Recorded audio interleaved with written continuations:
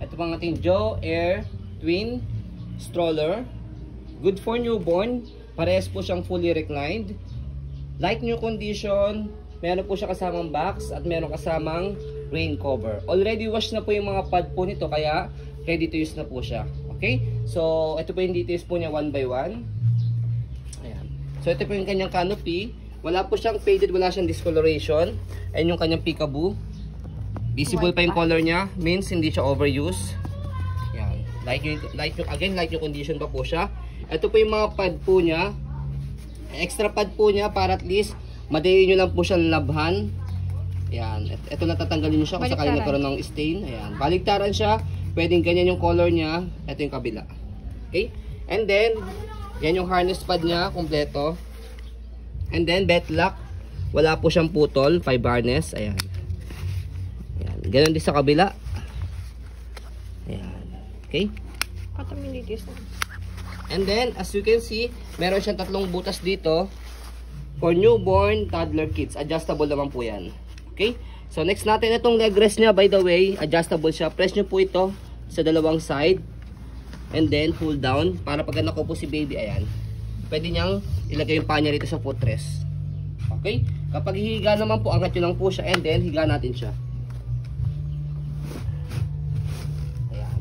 So, yan po yung kanyang fully reclined. Mahaba siya. Parehas. And then, ito yung kanyang front handle. Okay? So, press nyo po dito kapag kalalagay nyo po si baby. Dalawa. And then, angat nyo lang siya. Ganoon lang siya kadali. Okay? And then, yan yung kanyang footrest. Tapakan ng paa. And then, yung kanyang gulong. Napakaganda pa ng gulong niya. Halos walang kahupod-upod yung gulong niya. Yan. May lining pa siya. So, easy to maneuver. Nag-swivel. Ayan. And then, next natin yung kanyang body frame sa right side.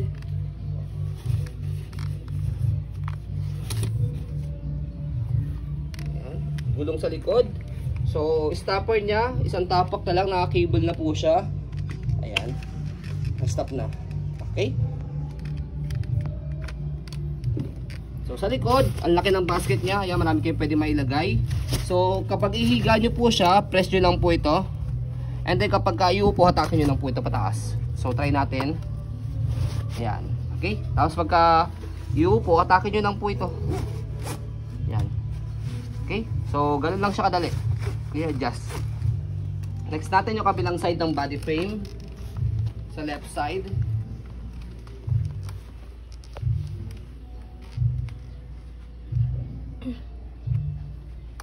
Okay? So, stroll muna natin bago natin siya i-fold to make it sure na wala siyang problem regarding sa kanya mechanism. Okay? Ganda ito, dami naghahanap sa amin ito.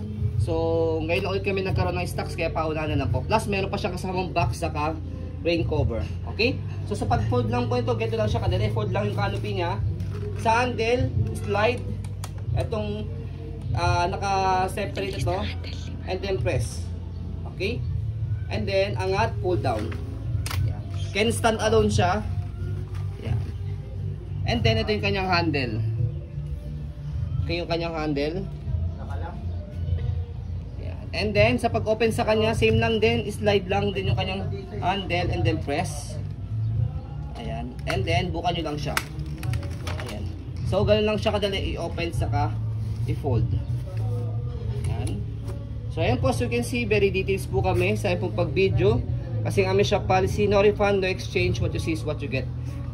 So yun po, maraming salamat. Have a nice day and God bless po. By the way, sa pag-deliver po namin po sa inyo po ito, we try po na ma-disassemble po ito para mag-cash sa box.